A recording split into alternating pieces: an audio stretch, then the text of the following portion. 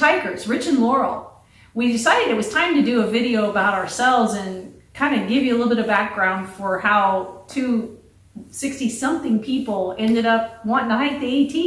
We scare our children. Well, sometimes. I think sometimes they're proud of us, but that's another video. No, we really do scare our children. Anyway. My coworkers think I'm insane. Yeah, you're just slipping right off the rails. Anyway, it all started when I turned 60. Because when he turned 60 the year before, we went to a place called Culebra. Beautiful place. Great snorkeling. And if I have my editing skills right now, you'll be seeing a picture of Culebra, but we'll see. Anyway, for my birthday, I wanted to go somewhere we'd never been, and we looked at a place called Curacao. But we waited too long and we couldn't go, so then I was like, okay. Another place that would specialize in warm salt water and rum. My previous, kind of had to have things to go on vacation. Yeah.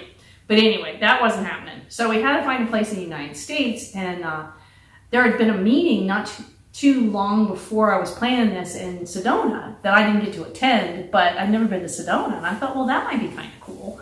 So we decided to go to Sedona, and once we started booking the tickets and the flights, we didn't even realize how close the Grand Canyon was to Phoenix, and so we added on the Grand Canyon, and then as we were kind of expanding the trip, we added also Page. Of course, I'd never been to the Grand Canyon or Page, and I had no idea what a slot canyon was. Never heard of it before.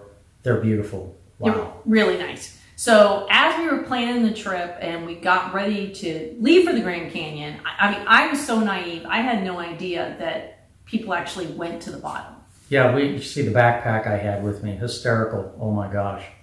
Anyway. So by the time we got there, we knew that going to the bottom was a thing, but we also knew we weren't going to be doing it because we didn't have the proper gear and we hadn't gotten permits and we didn't have reservations at Phantom Ranch.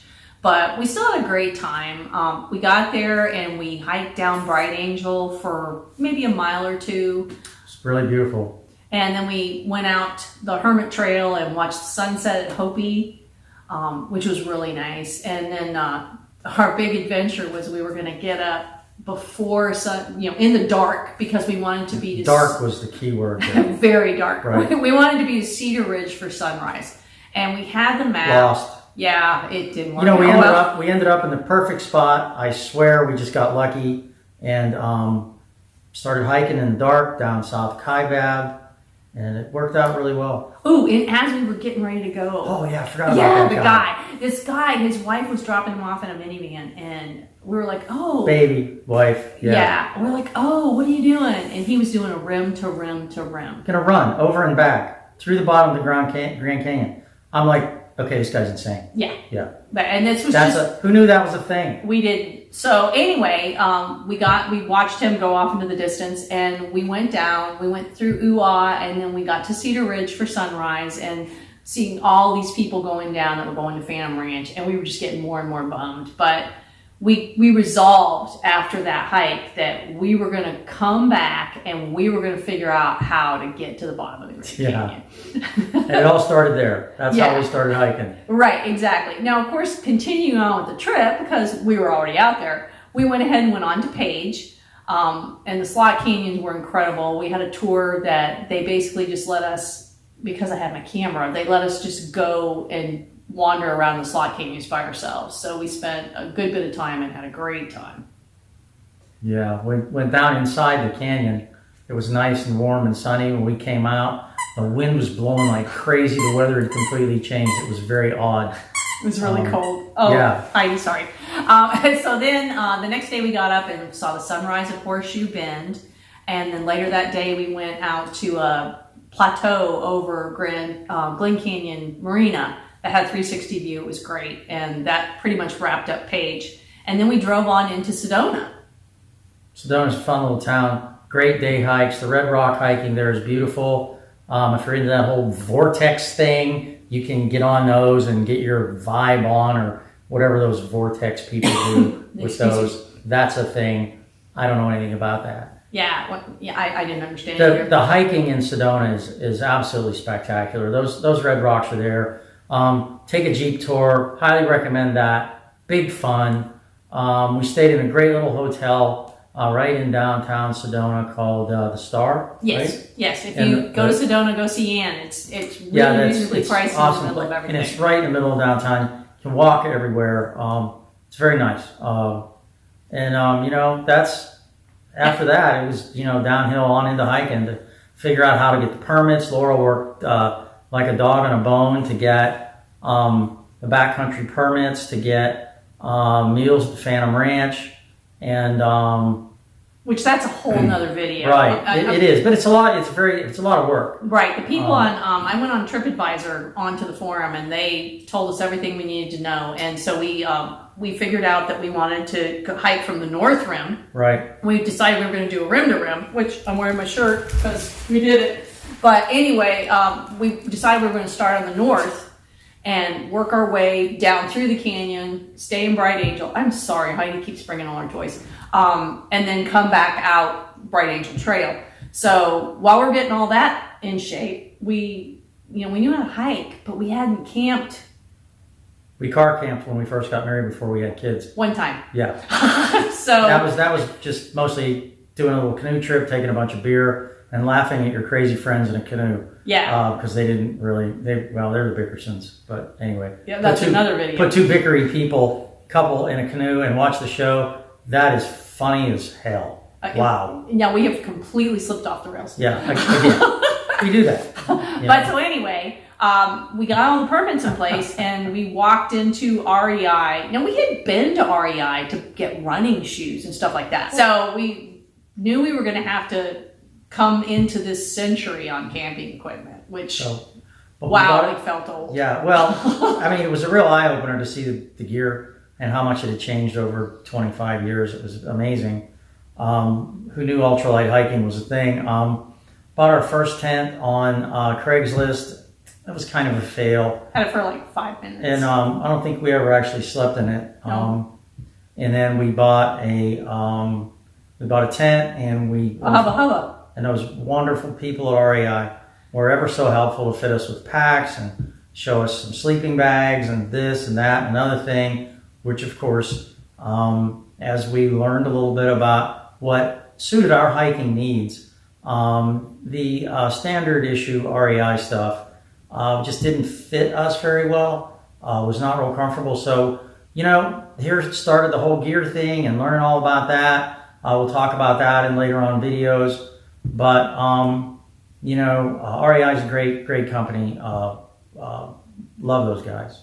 But the takeaway is we went to REI and we got this Hubba tent and we got packs and we watched some videos and we saw this couple that had figured out how to make a front porch with a tarp, and we thought we were all that in a bag of chips. And now I look at this picture and I just howl. But we were such total rubes when it came to this. We had no clue what we were doing. But we had a lot of fun. We went camping 4th of July weekend. We were out there for 4 days. We went to South Cumberland State Park in Tennessee. It's near Monteagle. Incredible hiking, incredible, beautiful area.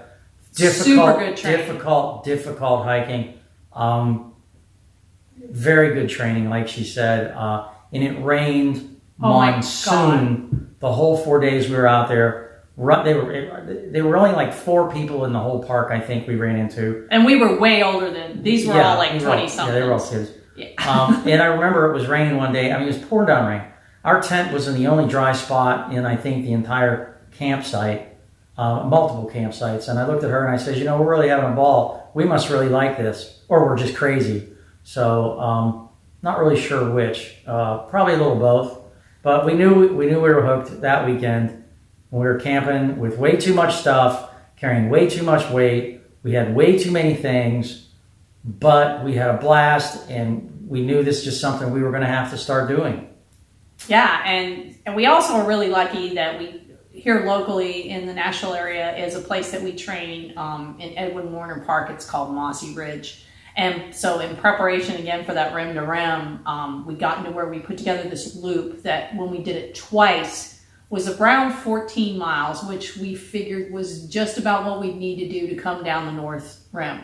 and it was very hilly and lots of rocks. And so we really, really trained in earnest and felt like when we got ready to go, we were in pretty good shape. We were ready to go.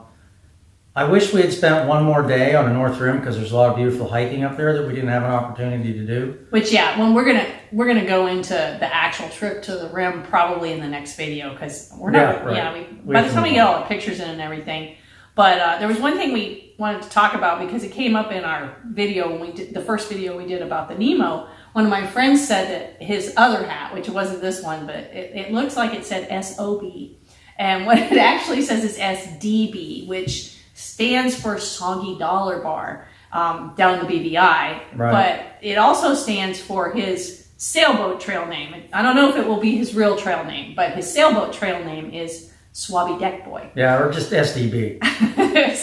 I'm known internationally as SDB, so I mean it's almost got to be my trail name because that's what all the crazy people that we sail with have called me for a long time.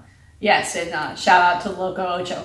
But so anyway, you know, he's either going to end up SDB or he's going to end up SOB. I'm not sure which, but depends on, you know, how dehydrated and hungry I am. Because trust me, when I get dehydrated and hungry, I turn into an SOB. And that's another video, which we will do, which is, you know, just stay tuned for the connector trail. But yeah, I think this is probably enough for the first half, and we'll take a look at it, and if we need to edit and add some more stuff in, we will. But then the second half will be the actual trip to do the rim to rim. Right.